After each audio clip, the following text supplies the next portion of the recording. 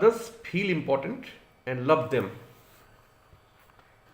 One of the most important principles of human behavior is that you must let everyone facing you feel important. To be loved, adored, and given due importance are the inherent desires of human beings. Everybody has an innate desire to receive due attention. The easiest way to human heart is to talk about their feelings, choice and dislikes. They feel pampered. Please remember, be honest in your praises too, because excess of anything is not good. Give respect to others if you want to be respected. Behave with others in the way as you want yourself to be behaved. So behave nicely with everybody every time. Whosoever meets you feels himself to be superior to you in one or other way. And no doubt, everybody is superior to his fellow beings in one or other unique quality.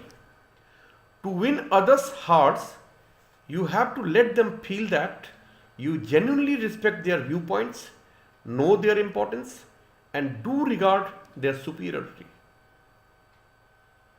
Don't let your false ego come in your way in appreciating and respecting others. Remember, you are important because others have made you so. Even the all time great player Sachin Tendulkar cannot forget that he is important because his fans or admirers have made him so. You talk to people about them only, and they will listen to you for hours together. We can win the argument, but we lose the person at the same time. You, in fact, can never win an argument because if you lose, your defeat is obvious. But if you win, you lose too because in that case, you are losing a friend. Remember, it is a fact that the loss or defeat is not going to change his views and accept yours. Lord Buddha said, hatred cannot be won over by hatred. You have to defeat hatred by love only. There is no other way. There are two stories from the life of Lord Buddha proving the above fact. The first one is about Anglimal, the ferocious bandit in the dense forest of Vaisali and adjoining areas. He was believed to be wearing a wreath of fingers around his neck after butchering the travelers. The Buddha was dissuaded by people from going through the jungle where Anglimal lived, but the Holy One went on. When confronted by the bandit, Lord Buddha bowed his head down to be cut. This act of dauntless courage surprised Anglimal, and he fell down on the Buddha's feet, accepting him to be his master. Another story tells us that once when Buddha was giving his sermon at a place near Kashi, one man started abusing him vehemently.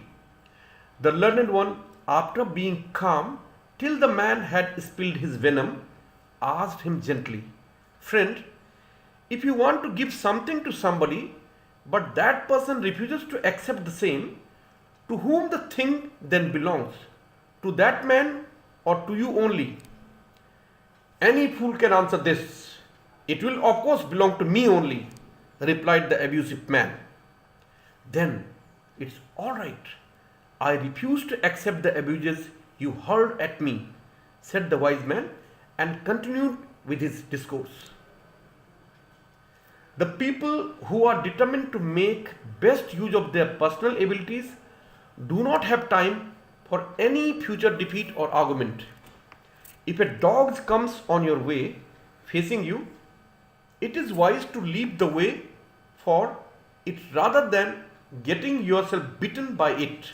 Remember, even if you kill the dog for biting you, you have to suffer and treat your wounds to avoid a sure death. So, what is the use of coming in the way of a ferocious dog? Everybody must learn from a natural phenomenon that if an elephant and a lion happen to come face to face in a jungle path, the elephant stops immediately for a while and the lion changes its path. What a nice way to avoid confrontation. Both of them are superior to each other in one or the other way. One is the king of the jungle and the other one is the most powerful land animal. Both are capable of destroying each other, but both of them act wisely, thereby giving a deep lesson to human beings to ponder over. Some ways to stop arguments, friends. Welcome disagreements. Don't be carried away by the first thoughts those come to your mind. Actually, the first reactions of your mind are usually defensive. It is possible that at that time you are not in your high spirits, maybe at your lowest one. Second, control your anger. Third one, first listen to everything. Give your rivals choice to speak. Let them speak their heart out. Next, develop grounds for our agreement. Next one, be honest and find out the areas where you might be wrong. And finally, think about pros and cons and act accordingly. These are some sure ways to stop arguments. If you want to win over people, then please remember, you must always start with a friendly note. If anybody has an ill will against you, you cannot change his views about you with your logic.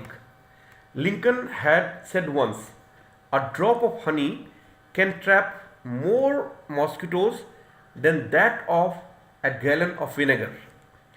To win and influence other persons, please ensure that you are his good friend. Try to resolve any problem amicably or in a congenial way rather than imposing power and anguish. Receive consent from opponents. Never begin your talk with differences or contradictions. Keep perceiving alternatives and strong yes. No generate negative energies throughout our body. A Chinese anecdote says a light step movement can take you to a further distance. Give enough opportunities to your opponents to express their feelings. During discussion, however, you may win, but you might lose your partners. Give chance to your partners to express more so that you may avail advantage out of it. According to a French philosopher, if you wish to create animosity, push up ahead out of your friends. But if you wish to sustain friendship, let them move forward. Choice is yours. Show respect towards others. Never say you are wrong. Try howsoever hard you can, but you cannot change others' viewpoints. People are not going to change their opinion as per your wish. Try to teach the people in such a way that they don't feel like being taught. You teach the people presenting to be recollecting some old ideas. According to Galileo, you cannot teach anything to a man. You can only help him to learn. Lord Chesterfield once told his son, if possible, be wiser than others, but don't let them know. Socrates told his disciples, I only know one thing, and that is, I don't know anything. There are but a few people who are rational. Most of the people are suffering from prejudices, jealousy, fear, ego, and doubts. They change their thoughts frequently or as per the need of the hour.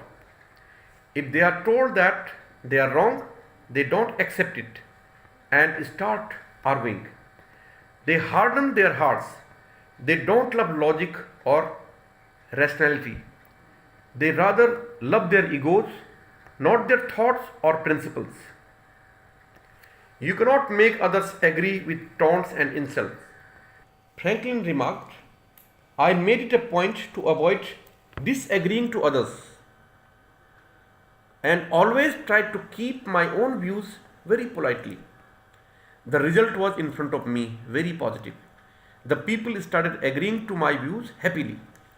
Martin Luther King remarked, I weigh the people on their principles and not those of mine. Jesus said, agree immediately with your rivals. So finally, be diplomatic. This is the way people will listen to you and you will be greatly benefited. Call the people by their names, friends. Does a name have any meaning? Imagine if your parents would have named you 1, 2, 3, 4, 5. Please remember, nothing is so sweet to my ears as my own name. Your name is the most important and sweetest to you. Every human being takes more interest in his own name than anybody else's. If you remember someone's name and are able to pronounce it clearly, it shows that you love the person and are deeply interested in him. People take great pride to their names and tend to immortalize it. The people engraving their names on the walls of historical monuments and thereby defacing them proves human desire to immortalize their names. Name is a magic spell. We must feel its essence.